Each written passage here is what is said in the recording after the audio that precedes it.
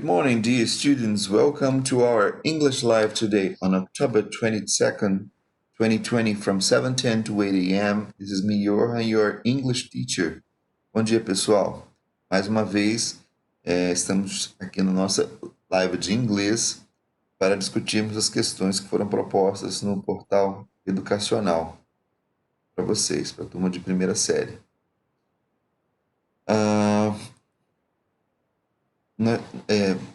São duas informações importantes. Primeiro, essa aula está sendo gravada. Segundo, hoje nós iniciamos o conteúdo da apostila do terceiro trimestre. A partir de hoje, tudo que for trabalhado, ele segue como atividade e vale como atividade para o terceiro trimestre. Bom, vão perceber que os slides estão um pouquinho diferentes. Então, o assunto que nós vamos discutir hoje, nessa unidade, é social issues, quase um trava-línguas aqui, né? Social issues. Issues significa questões, mas não questões, perguntas, né? Questões são questionamentos, né? Assuntos. Então, quando eu falo social issues, questões sociais, nesse sentido. What to expect in the next years, ou seja, o que esperar nos próximos anos. Bom, então vamos ver aqui que os textos propõem sobre esse assunto. Homelessness in suburbs, rural areas increases. Bom, a primeira coisa, vamos entender esse título aqui, né? Então, eu tenho aqui. Dessa palavra grandona que está aí, homelessness, eu tenho home, que significa casa, lar. Tenho less, que significa sem, é um sufixo. E o ness, que vai também mudar um pouco o formato dessa palavra. Então, eu falo home, casa, homeless, sem casa.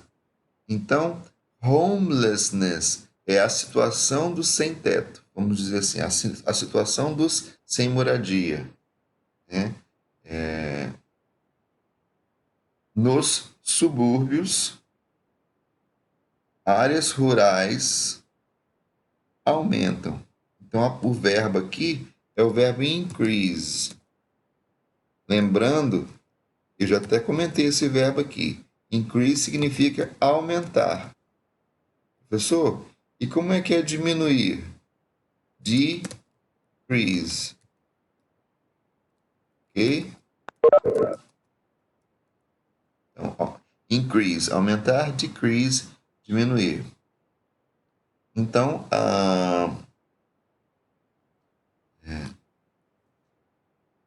a questão do sem-teto, a questão da falta de lugar para dormir, para morar, nos subúrbios e nas áreas rurais aumenta, né? Vamos ver aqui. Texto de 2009, né? Temos referências aqui desse texto. Se você observar, updated significa que esse texto foi atualizado em 9 de julho de 2009. Que a data em inglês é escrita em inversa. Então, é 9 de julho. By Wendy Koch, US Today. Wendy Koch, uma pessoa, né? Talvez uma jornalista. Por que jornalista? Porque o US Today é um jornal. Vamos ver o texto. The number of homeless people in rural and suburban shelters jumped sharply. 32% of all people in shelters, compared with 23% in 2007. Então vamos lá. O número de pessoas sem teto, pessoas sem lugar para morar, nas áreas rurais e Suburban shelters. O que são shelters? Shelters são os abrigos. Shelters são os abrigos. Então, a gente vai colocar aqui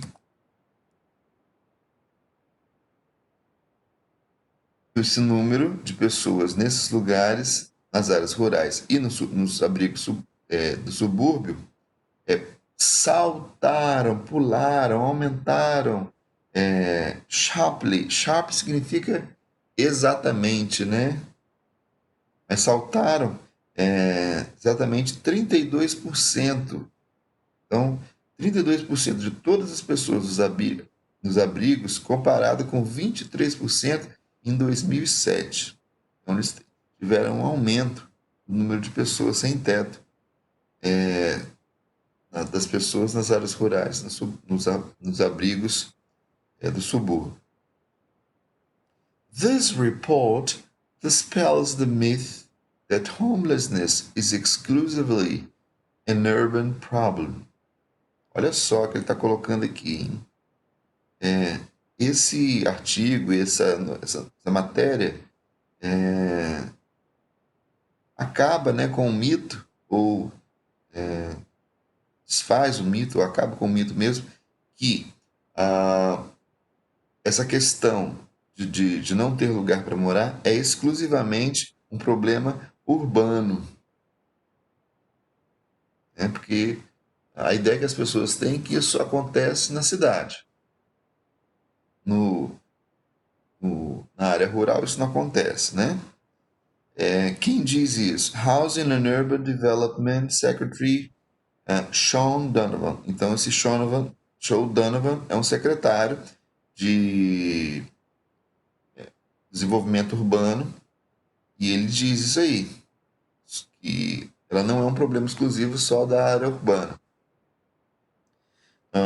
Today's housing crisis is putting particular pressure on families with children who are living in suburbs and rural areas. Então ele fala o seguinte, que a crise de moradia nos dias de hoje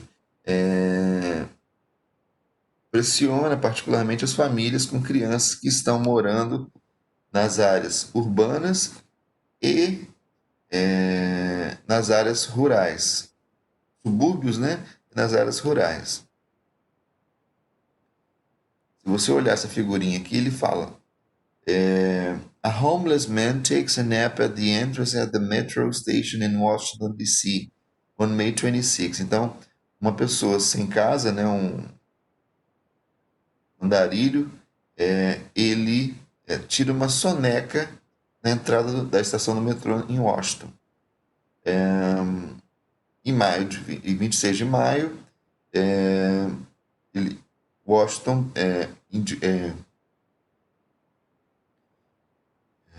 sinalizou o aumento dessa taxa do sem-teto.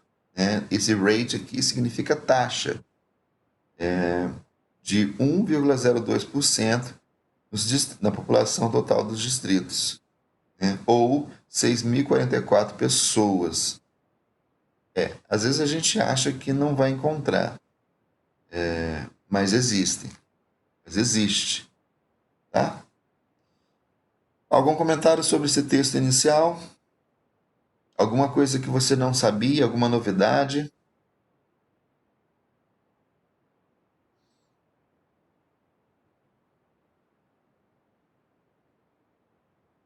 Alguém?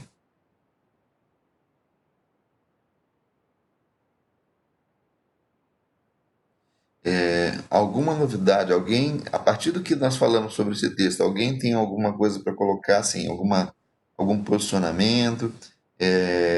Alguém já sabia desses índices? Alguém ficou surpreso com isso? Alguma coisa que você queira comentar sobre esse texto? Sobre esse primeiro texto, né? Pois é. Às vezes as pessoas acham que isso não acontece, né, nos subúrbios, mas acontece. Quero relatar também, por exemplo, quero relatar também que nessa viagem que fiz à Inglaterra, nós identificamos lá pessoas com situação de rua também. Alguns dormindo, mas vimos também muitos artistas, muitas pessoas em situação de rua que, mesmo em situação de rua, procuravam de uma certa forma fazer alguma coisa para chamar atenção. Pessoas tocando acordeon, pessoas tocando violão, pessoas cantando, enfim. Mas nós vimos lá também. Seguimos. Próximo artigo. Report warns of increase in rural homelessness. Então, esse texto vai alertar. A palavra warn, significa alertar. Warn, alertar.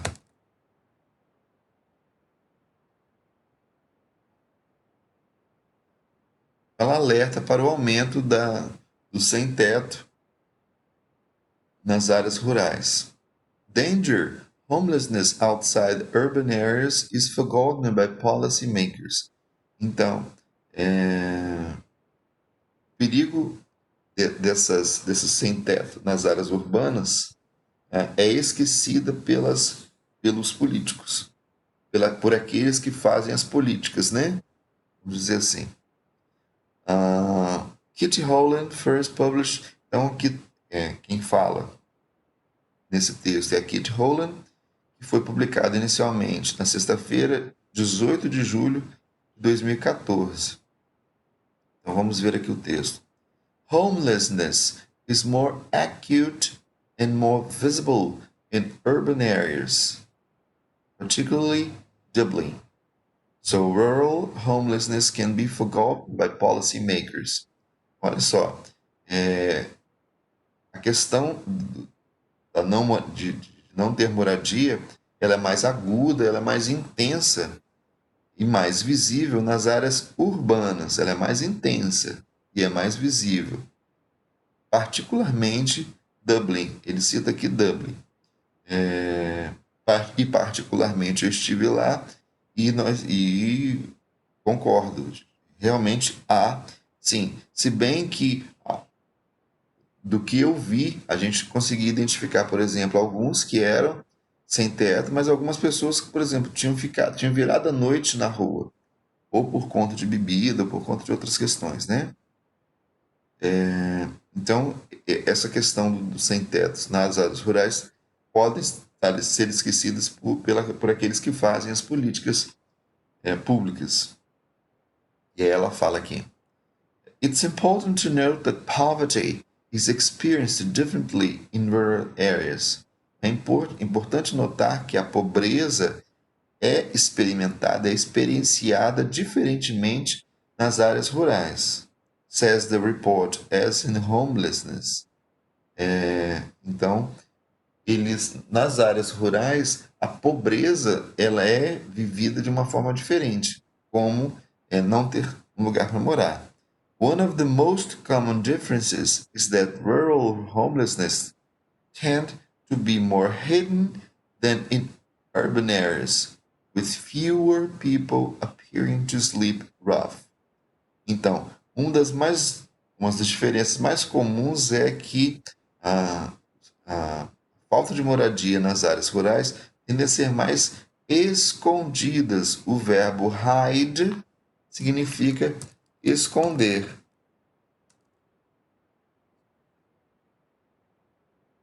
O verbo hidden é o particípio escondida, tá? O escondido. Hide, hidden. Então, pode ser mais escondidas nas áreas urbanas, com poucas pessoas aparecendo,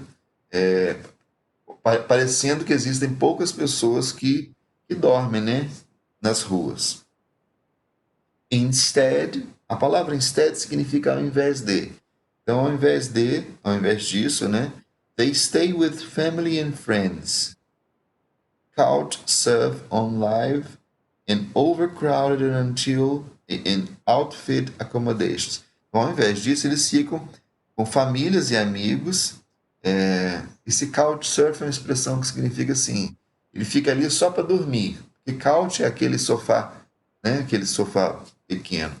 Então, eles ficam ali, eles só passam e dormem naquele sofá e vivem também em overcrowded and outfit accommodation, em acomodações que são superlotadas e desconfortáveis.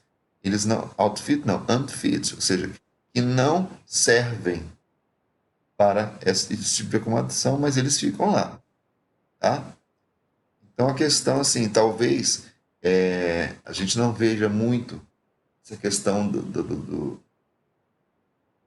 da falta de lugar para ficar nos interiores, porque o povo ele acolhe mais isso e acaba trazendo, né? Ó, você não pode ficar aqui na rua, dorme hoje aqui na minha varanda, dorme aqui no meu sofá.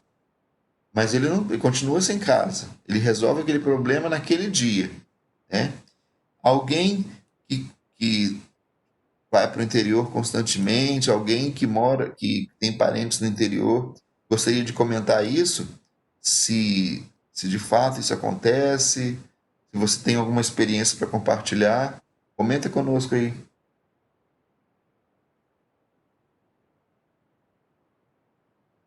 Alguém já viu isso acontecer no interior, por exemplo, área rural?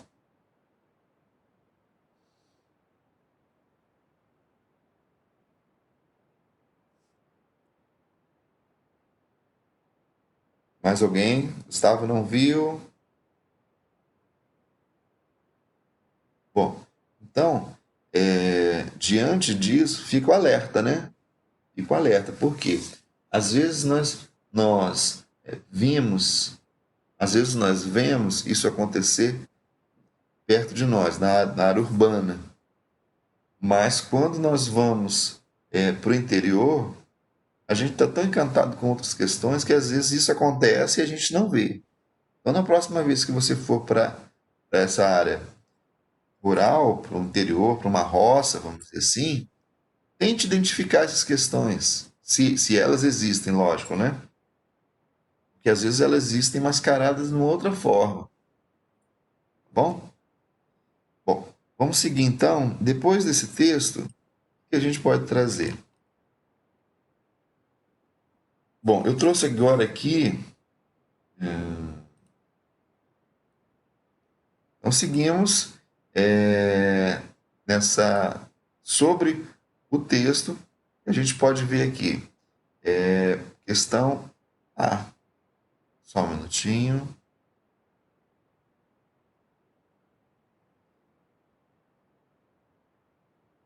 Ok. When were these articles published? Ele quer saber quando esses artigos, aqui ó, foram publicados. Were published. Eu estou fazendo a tradução das perguntas, pessoal, porque tem gente que pega perguntas em inglês para poder responder e não entende a pergunta. Então, quando, pronome interrogativo indiscutível, né? A gente tem que saber. Quando esses artigos foram publicados, were published. Então, the article Homeless in Suburbs, Rural Areas Increases was published in 2009 and report warns of increase in rural homelessness was published in 2014. Bom, onde nós encontramos essas informações? No primeiro texto, está aqui, ó, logo no início. E o segundo, em cima. Então, por que eles... Um minutinho. Por que eles perguntam isso aqui? Porque às vezes, é, na, assim, para a primeira série, é bom você começar a identificar alguns elementos nos textos que podem te dar respostas que não estão, sorry, que não estão no texto propriamente dito, naquilo que nós entendemos como texto. E quando eu vejo um artigo aqui, ó, por exemplo, e eu falo assim, pessoal, leia o texto. Às vezes as pessoas acham que que o texto é o que está escrito aqui, ó. Isso aqui, essa parte aqui de homelessness até accommodation é o texto. Mas esse texto aqui, ele é muito mais amplo do que está aqui. Esse texto é o que está escrito aqui.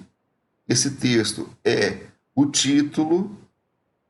Esse texto é o subtítulo. O texto é os dados de publicação. Por quê? Por que é importante esses dados de publicação? Porque às vezes você pode ler alguma coisa aqui que você fala assim, poxa, é absurdo, ou não concordo. Mas é bom saber assim, poxa, mas de quando é esse texto? Esse texto é de 2014. Tá. Talvez a situação não esteja como descrita se eu pegar um texto de 2020. Talvez ela não esteja tão grave assim, ou talvez esteja pior. Então é importante a gente conhecer esses dados do texto, tá? Bom, vamos lá então. Então, a informação que ele busca aqui nessa primeira questão, ela está escrita não naquele texto formal, está escrito ali as informações sobre os artigos, ok? Segunda, where were they published? Então, eu quero saber onde eles foram publicados. Então, onde nós buscamos essas informações? No primeiro, eu tenho aqui, ó, no US Today. Nós comentamos. E o segundo,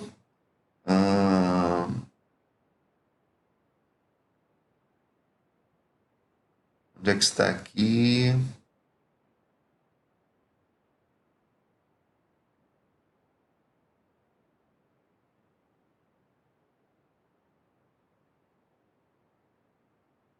Primeiro, US Today. E, continuando, e o segundo foi publicado no jornal Irish, The Irish Times, que é o jornal irlandês. What are they about? Então, quando eu pergunto what about, a pergunta é sobre o que. Então, toda vez que eu tiver what no final, about, eu quero saber sobre o que. Entendeu? Professor, isso eu lembro que eu vi uma vez what for. Então, para quê? Então, se eu perguntar assim, ó, what, atenção, hein? Olha o exemplo. What are you talking about? Reparou? What are you talking about? Então, eu quero saber sobre o que, eu já traduzo o final e o início. Sobre o que vocês estão falando. Então, eu não vou pensar em português. Sobre o que? What about are you talking? Não. What are you talking about? Ele vem no final. E o what for? Por exemplo.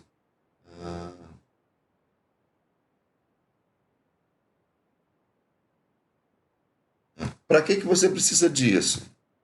What do you need it for? What do you need it for? Para que você precisa disso? Ok? Então, esses são os casos que aparecem para você não ficar aí de bobeira. Então, they are about the increase of homeless in rural areas. Então, o texto é sobre o aumento da falta de moradia nas áreas rurais. They are about. Olha, eu usei. Para quem tem dificuldade de responder em inglês, eu usei a própria pergunta para responder. Ó. What are they about? Por que o are vem antes? Porque é uma pergunta. Mas aí quando eu respondo no formato de afirmativa. They are about. E aí eu coloco o assunto. The increase of homeless in rural areas. Geralmente eu posso buscar lá no título ou subtítulo. Letter D. What, in your opinion, might be the causes of homelessness? Essa daqui, ela não tem resposta pronta, né? Ele pergunta, o que, na sua opinião, pode ser a causa da falta de moradia? E aí, se alguém quiser falar, se alguém quiser escrever, o que vocês acham que pode ser a causa dessa falta de moradia? Será que é a culpa do governo? Será que a culpa é das pessoas?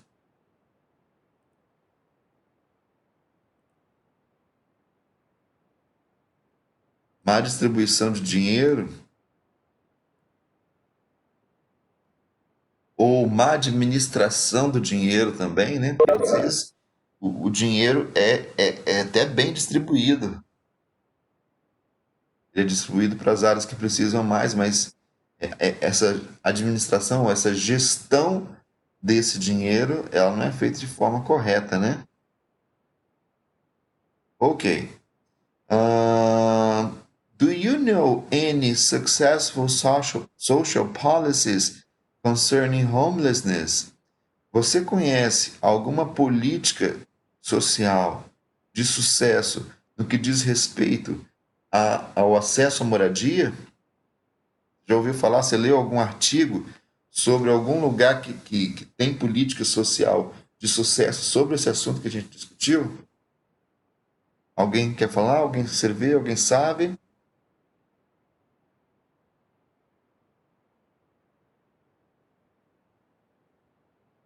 É, não, né? Ok, vamos seguir. Nos Estados Unidos, o governo dá casa para eles. Não. Bom, muita coisa acontece lá nos Estados Unidos também, né? Por exemplo, pode ser sim que dê, mas eu acredito que alguma coisa tenha em retorno, né? Tem, eles têm os abrigos lá, como a colega falou aí, como o João Pedro falou. Existem os abrigos. João Pedro, você pode comentar também, você esteve fora. Comenta aí. Você viu essa situação lá? Como é que é? Dá a sua contribuição aí. Bem, lá no Canadá, eu vi, mas foi muito pouco. A maioria desses que eram sem teto, geralmente eles ou iam para um abrigo à noite, a maioria, mas Sim, tinha uns que não gostavam, que eles eram meio andarilhos, eles não gostavam de ficar andando. Aí eles dormiam na estação de metrô ou algo assim, mas geralmente eles iam para algum abrigo, que é tipo um dormitório para eles. De dia eles saíam andando, para comer, beber essas coisas, e à noite eles iam para esses abrigos. certo. E assim, às vezes a gente tem uma ideia de que, poxa, eu vou arrumar um lugar para essa pessoa e essa pessoa vai ser feliz. Mas muitas dessas pessoas, elas preferem ficar andando, preferem ser andarilhas do que ter um lugar para ficar. Às vezes querem ali só um lugar para dormir e tudo, ou não. Tem gente que nem faz questão disso. Eu lembro que a gente passou uma matéria no jornal sobre os andarilhos. E aí os repórteres entrevistavam essas pessoas. Mas por que que você está na rua? Eu falei, não, porque eu prefiro estar aqui do que estar na casa que eu vivia. Eu prefiro viver essa Exatamente. vida de liberdade a viver como eu vivia na minha casa, naquele tormento.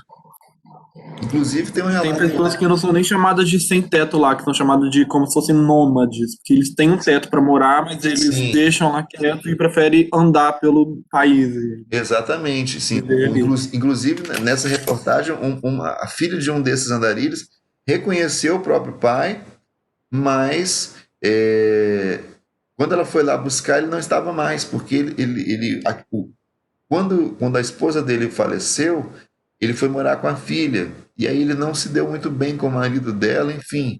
Ele preferiu deixar, ao invés de atrapalhar a vida da filha, deixar ela viver a vida dela e seguir. E isso criou um certo, um certo estereótipo, não sei se a gente pode dizer assim, mas uma forma de viver. Ele não conseguia mais viver de forma diferente. Inclusive, um deles, ele foi acolhido por um rapaz do restaurante por alguns dias. O rapaz do restaurante se interessou por ele porque ele até cozinhava bem, mas depois de 3 dias o rapaz sumiu.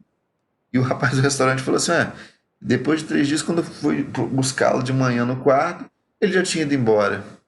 Porque aquela vida não era a vida que ele queria para ele.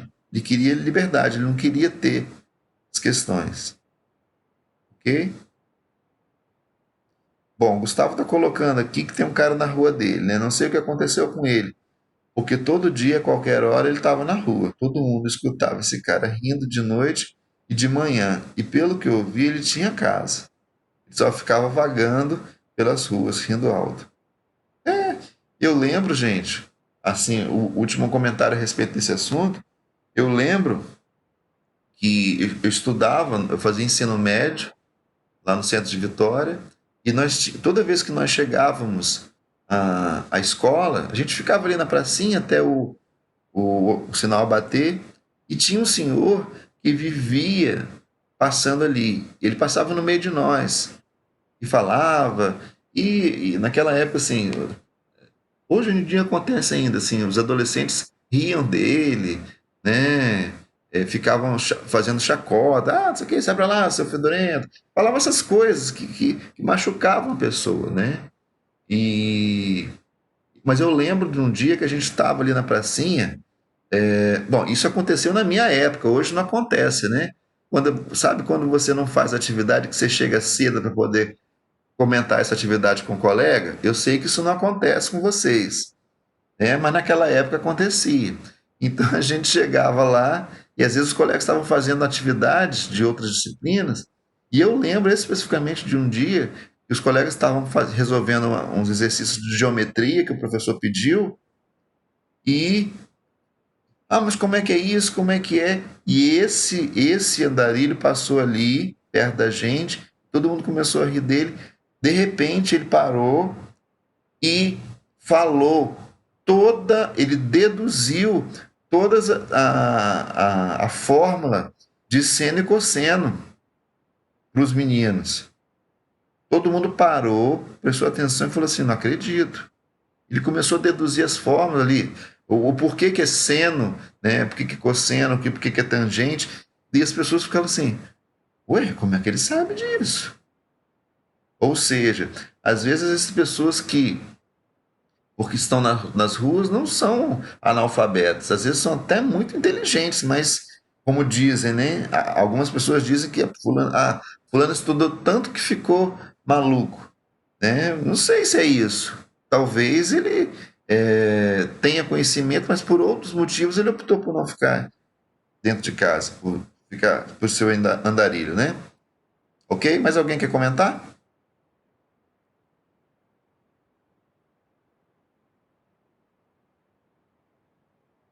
Bom, então vamos seguir. Se ninguém quer mais comentar. Bom, agora ele vai trabalhar nessa questão aqui do vocabulário. Então presta atenção, porque essa correção que eu estou fazendo aqui, ela segue um pouco a linha das atividades que a gente passa para vocês. Então eu tenho um texto, eu tenho interpretação de texto e agora eu tenho vocabulário do texto. Então essas palavras que estão à sua esquerda, elas aparecem no texto. Increase, rate, sleeping rough, shelters, acute, dispels. Então nós vamos tentar traçar as definições aqui. Essa em especial eu tirei as respostas para a gente poder fazer aqui, ó.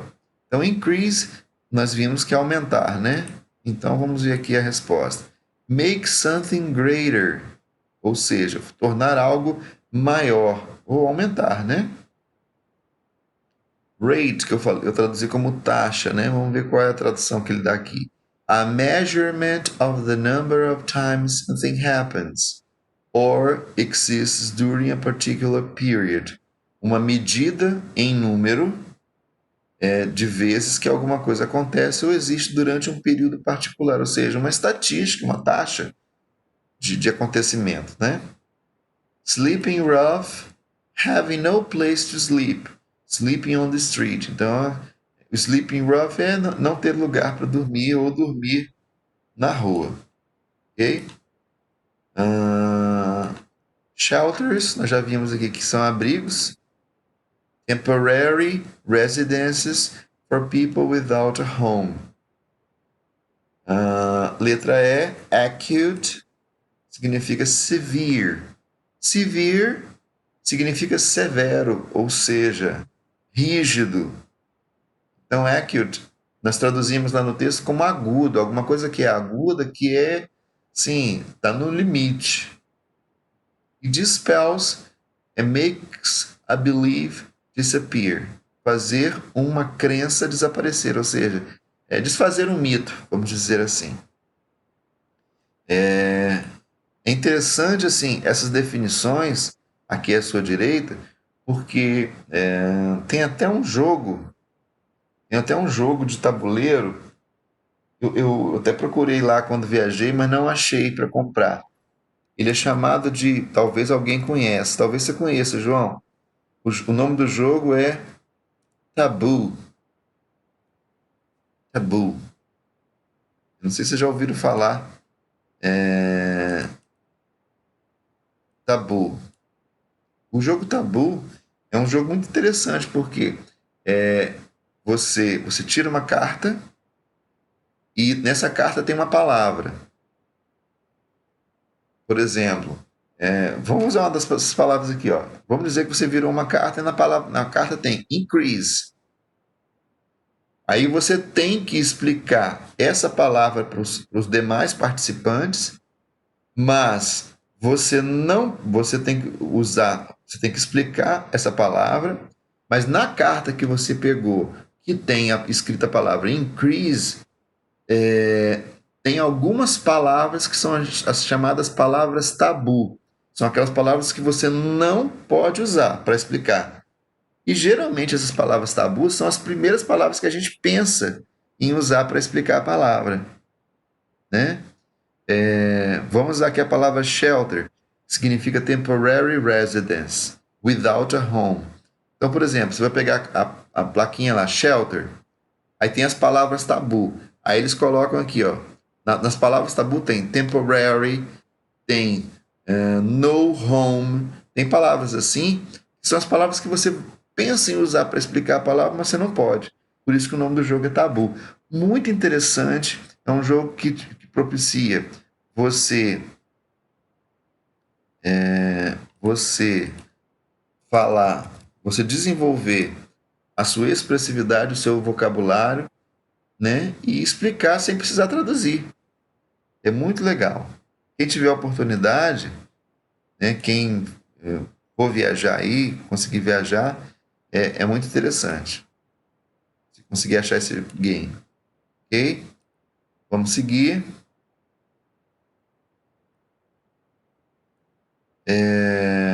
Bom, e aí tem a parte gramatical que eles vão trazer, são os futuros. Por isso que ele usou lá, são previsões, né?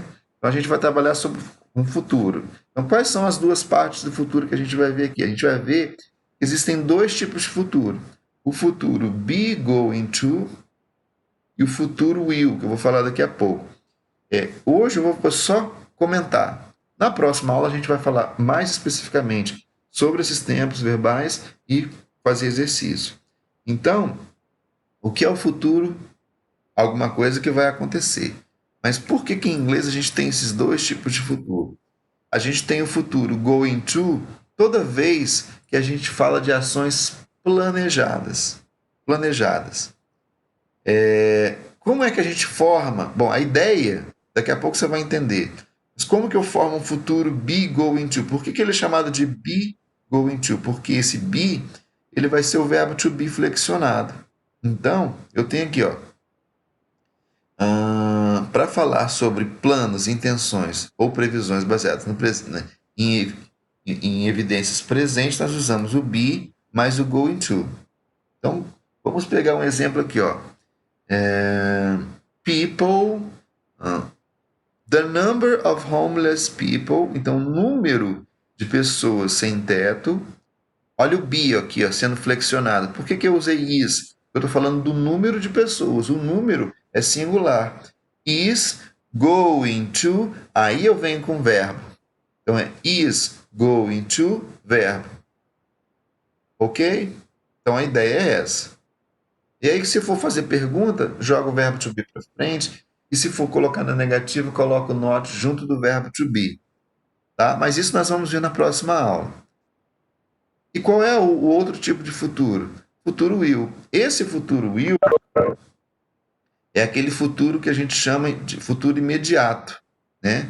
A gente faz previsões, sim, mas é um futuro mais imediato. Então, esse é super simples. Porque se você observar no exemplo aqui, ó, olha nesse pay attention aqui à sua direita. Na afirmativa, I will talk. Só de eu colocar esse will antes do verbo talk, já transforma o verbo conversar em conversará. Eu só preciso fazer isso. Tá? E se for pergunta, professor, pega o will e coloca no início. É super simples. Vamos ver agora os dois exemplos, para a gente poder entender como é que funciona. Então, eu tenho aqui os exemplos, esses exemplos que eu coloquei aqui e que marquei no final, são os exemplos que a gente vai usar o going to. Então, presta atenção. Vou ler a letra B, a letra D e a letra F.